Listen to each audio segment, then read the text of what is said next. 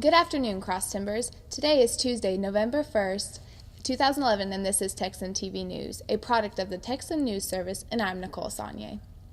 In today's headlines, a man dies after sleeping in a dumpster, a plane crash carrying NASCAR owner lands in Florida, China's unmanned spacecraft Zhenzhou 8 blasts off, police determined to catch vandals in a crime spree, Tarleton hosts a happy Halloween, and sports.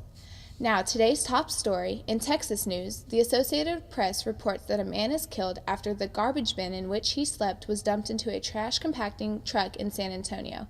The incident happened around 4:30 a.m. Monday behind a shopping strip in southeastern San Antonio.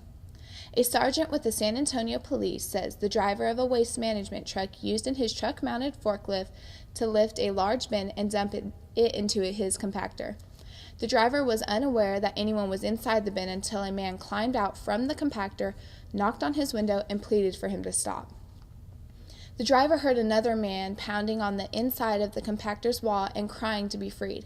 The man was taken to a San Antonio Military Medical Center, where he died around 6 a.m. In national news, the Associated Press reports a small jet carrying the owner of NASCAR's top team and his wife lost its brakes and crash-landed at a Key West, Florida airport Monday evening, and the couple suffered minor injuries, officials said. The Gulfstream 150 aircraft ran off the runway at the Key West International Airport Monday at 7:45 p.m. Rick and Linda Hendricks, a pilot and a co-pilot, were all taken to the Lower Keys Medical Center. The Hendricks had the minor injuries, and the pilot and co-pilot were taken in as a precaution, said County Airport Director Peter Horton. According to the Monroe County Sheriff's Office, the pilot and co-pilot radioed that the plane had no brakes upon landing in Key West. Horton said the plane ran off the runway and then 100 feet beyond a 600-foot safety area that was finished in May. If we had not done it like that, it would likely have been a different story, Horton said, of the safety area that is meant as a runway over space. In international news, the Associated Press reports that China is heating up another space race. China's unmanned spacecraft Zhenzhou 8 blasted off Tuesday morning in the latest step in what will be a decade-long effort by the country to place a manned permanent space station in orbit. The spacecraft took off from a base in the far western city of Zhuquan, a Chinese official news agency said. Minutes later, the agency cited that the leader of China's space program as announcing the launch as a success. Chinese launched its own space station program after being rebuffed in its attempt to join the 16-nation International Space Station, largely on objectives from the United States. The U.S. is wary of the Chinese program's military links and the sharing of the technology with its chief economic and political competitor. Earlier Chinese news reports did not specify a launch date for the Zhenzhou 8. Chinese space officials rarely speak to foreign media. The Zhenzhou 8 will attempt to dock with an experimental module carrying out maneuvers to couple with the Tiangong-1 module now in orbit. The 8.5-ton boxcar-sized Tiangong-1 launched last month. At about 60 tons when completed, the Chinese station will be considerably smaller than the International Space Station, which is expected to continue operating through 2028. In regional news, according to the Empire Tribune, Stephenville police are on the hunt for the suspects of numerous acts of vandalism. Lieutenant Doug McClammy said the incidents were not isolated to any one neighborhood and occurred throughout the entire city. On Saturday, police took 41 reports of criminal mischief and damaged property throughout the week. Throughout the weekend, the vandals went on a spree, destroying mailboxes, breaking car and home windows, and damaging side view mirrors on vehicles. A witness reported seeing a small, dark pickup with several people in the bed of the truck near one of the reported locations. Police are asking for your help in solving these crimes. Crime Stoppers are willing to pay up to $1,000 for information leading to an arrest. Anyone with information should contact the Erath County Crime Stoppers at 254-965-CASH. Callers will not be required to give their names.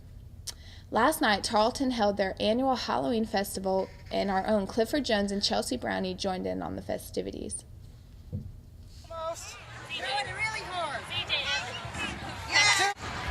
We're here at the Tarleton State University Halloween Carnival.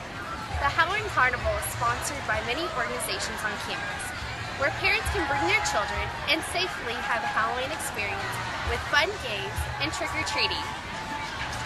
We're Kappa Delta Rho. We have the dunking booth. And it's one ticket to throw one ball at the target to get the guy in the tank. It's four to throw until your heart's content. And it's just a little fundraiser holding for the fall for our pledge class. Hopefully we'll get a little money in the bank and use that for some other stuff down the road. The children have played many games, such as tadpole fishing, Angry Birds, and Plinko. And they have also enjoyed other activities, such as a bounce house. You like the carnival so far? Yes. What have you been doing? I've been going to every single one. What's your favorite so far? The jump house. The jump house? How long have you done that? For 100 years. 100 years? That's a long time. Coming to the carnival has become a tradition for many families, in addition to trick-or-treating. For the atmosphere, and it's fun, and it's kind of a tradition. We've come here like the past 3 or 4 years, so. I bet. And that's how the cookie crumbles. Reporting for Texan TV News, I'm Chelsea Browning. Tarleton Texan Shelby Adamson has been named the preseason player of the year and has joined us today to discuss the upcoming season. How are you, Shelby? I'm good. Good. How do you feel about being picked the preseason player of the year? It's definitely a special honor. Preseason superlatives don't mean too much in the big scheme of things, but it's definitely an honor. Awesome. Well, we heard that your sister joined the team this year. Are you excited about getting to play with her? So excited. Just makes the season that much more special. Awesome. For the first time, Tarleton has been picked the preseason to win the whole conference. Mm-hmm. How do you feel about that? Are you guys going to do good, or I definitely hope so.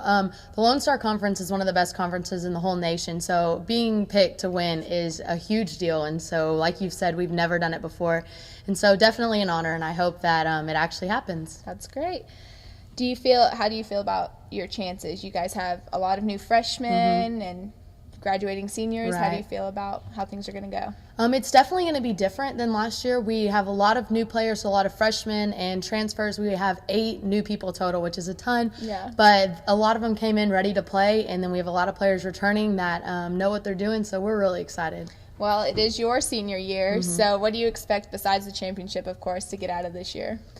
I just want it to be special. We've had a great ride. There's 5 of us seniors, and it's been a great 4 years, but we want this year to be the best in every way, so we're looking to come out with a national championship. Well, tonight's y'all's first game to kick off the season, so we wish you the best of luck. Thank you. And come support the Texans tonight at 5 o'clock at Wisdom Gym against Wayland Baptist.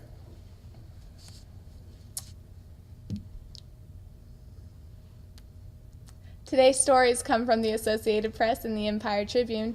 Today's broadcast was produced by Clifford Jones, David Sosa, George Storm, Chelsea Brownie, and Matthew Mills as engineer. You can follow us on ustream.tv/user/Texan News Service. Don't forget to tell your friends about us and become a fan of Texan TV News on Facebook. I'm Nicole Saunier. Tune in tomorrow for the latest from the Tarleton State University campus.